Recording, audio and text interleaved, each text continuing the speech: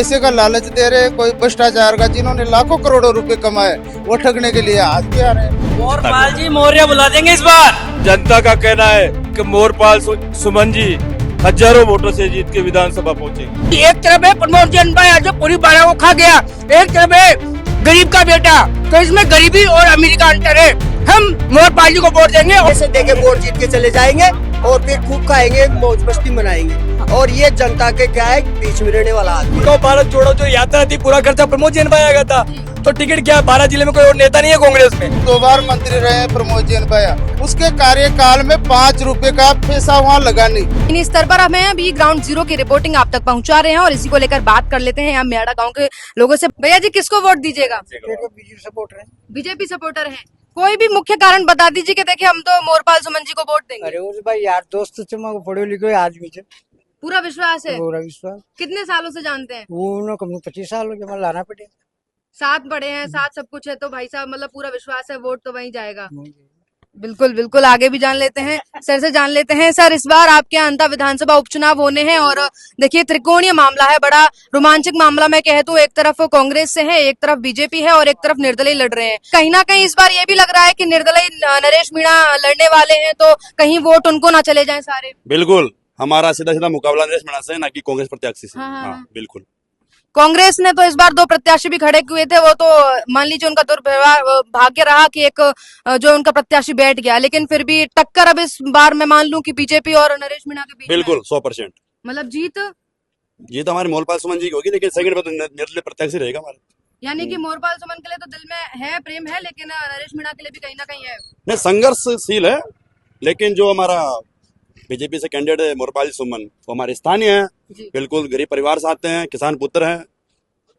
मतलब पहली बार एक तो पार्टी ने। अच्छा, एक सवाल और आपसे पूछना चाहूंगी कि कुछ दिन पहले मोरपाल सुमन जी जो है एक ठगी का शिकार भी हो गए थे। हाँ जी। क्या था वाकया, क्या था? अब देखो, उसका तो ज्यादा बता नहीं सकते।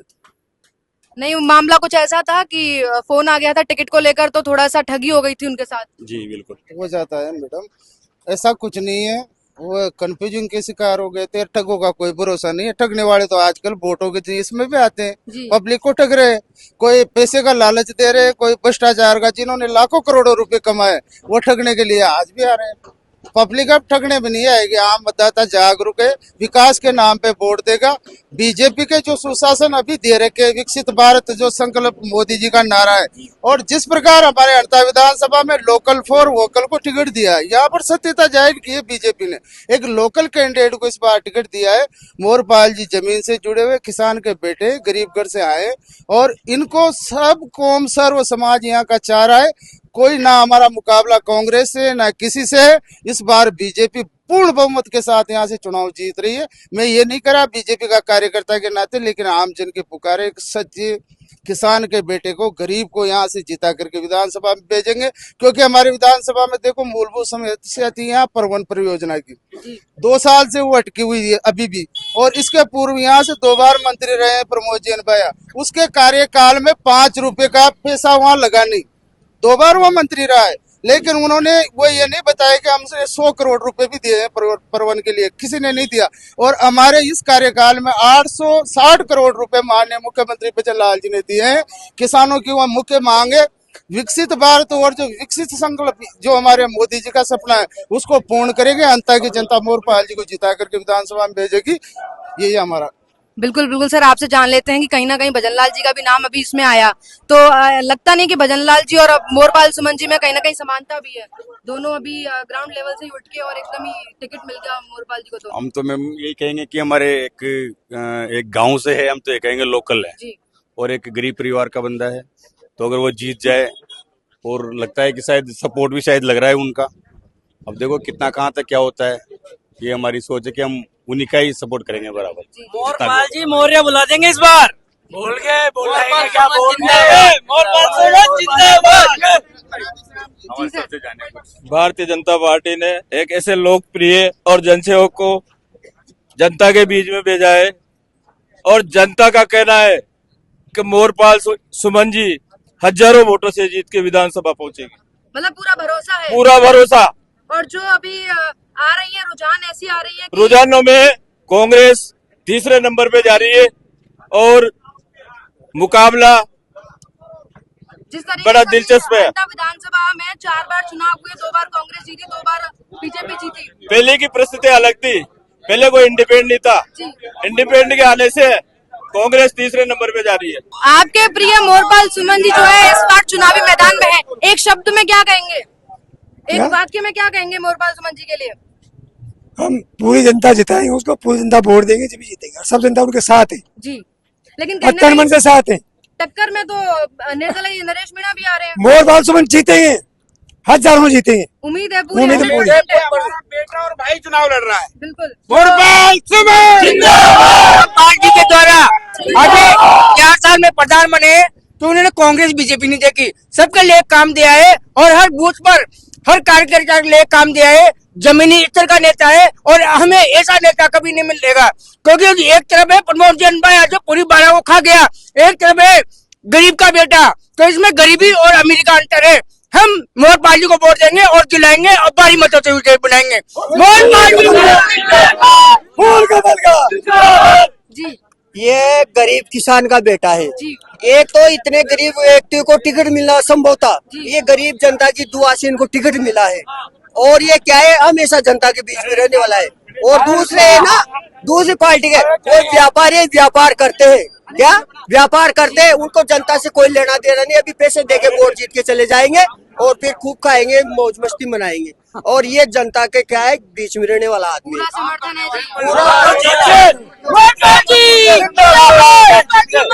बहुत बहुत धन्यवाद जी भैया। मोरपाल सुमन जी को आप पूरा समर्थन दे रहे हैं, पूरी उम्मीद है यहाँ की तवांग विधानसभा की पूरी जनता दे रही है उनको समर्थन जी। और वो यहाँ के लोकल प्रत्याशी है और उनका ये परिवार है और उनका गाँव है। तो मेरा ये कहना है कि वो यहाँ के लोकल प्रत्याशी है, जो यहाँ के पूर्व में जो विधायक रहे हैं प्रमोद जैन भाया, वो राजस्थान के नहीं ऑल इंडिया में फेमस है और बस्ट के नाम पर करोड़ों के उनके घोटाले हैं। उनके भ्रष्टाचार के नए नए राज भी खुलने लगे हैं। हाँ देखिए, जैसे उनको पता हुआ है उनके कई केस लगे हुए हैं। अभी आपने कुछ टाइम पहले देखा होगा, क्योंकि वाइफ का नामांकन उन्होंने भर दिया था, तो वो भ्रष्टाचारी है। तो ऐसे उनको कुछ न कहीं उनके दाग है, इसलिए उन्होंने उनकी वाइफ का भरा है। और मैं निश्चित कह रहा हूँ कि पहले भी वो इतने हजारों से आ रहे हैं और इस बार भी हजारों वोटों से आ रहे हैं। ये आम जन की है और यहाँ जो हमें समर्थन मिल रहा है और जो मोरपाल जी की जो आवाज उठ रही है, एक युवा से लेकर बुजुर्ग से लेकर और कई जनसैलाब यहाँ से निकल रहा है युवा समर्थन से। और जिस प्रकार से यहाँ के निर्दलीय प्रत्याशी नरेश जी मीणा, वो समाजवादी एक नेता है, कोई मतलब जनप्रिय नहीं है और वो छबड़ा के रहने वाले हैं। और जो उनके साथ भीड़ है वो बाहरी भीड़ है, यहाँ के कोई वोटर नहीं है, कोई लोकल प्रत्याशी नहीं है। तो मेरा ये निवेदन है और आम जन से निवेदन है और आप मीडिया कर्मियों से निवेदन है कि 12 मांगरोल की जो जनता है इनका साथ दे, जो सच चाहिए उनको दे, क्योंकि प्रमोद जैन भाया तो हर किसी को खरीदने के लिए तैयार है। हर जब 12 जिले में जो भ्रष्टाचारी हो रहा है, वो एक मंत्री रहता सदा 12 जिला की कोई दशा नहीं सुधरी है अभी तक और 12 जिला खड्डे में और गया है। और 12 जिले के जो ग्रामीण के जो उनके विधानसभा क्षेत्र थे, ना तो कभी उनका विकास हुआ है ना कभी भविष्य में होगा। तो ऐसे मंत्री तो राजस्थान में क्या ऑल इंडिया में रहना नहीं चाहिए। ऐसे भ्रष्ट मंत्रियों को तो गहलोत जी को भी निकालना चाहिए। और कांग्रेस सरकार में ऐसे भ्रष्ट रहेंगे जब तक सरकार का कभी उद्धार नहीं होगा। और उनके जो पीएम बनने जा रहे हैं, जो उनके पीएम बनने जा रहे हैं राहुल गांधी जी, उनको संसद में बोलने के नहीं है, वो जो बोलने के लक्कड़ नहीं है वो बताते हैं। आपने कहीं देखा होगा। तो कैसे गहलोत जी उनको निकाल देंगे? गहलोत जी ने ही तो टिकट दिया है उनको। देखिए गहलोत जी क्या उनको कमाई दे रहे हैं वो, और राजस्थान में क्या ऑल इंडिया कमाई ला कर दे रहे हैं वो। जो आपने देखा हो भारत जोड़ो जो यात्रा थी, पूरा खर्चा प्रमोद जैन भाई आ गया था।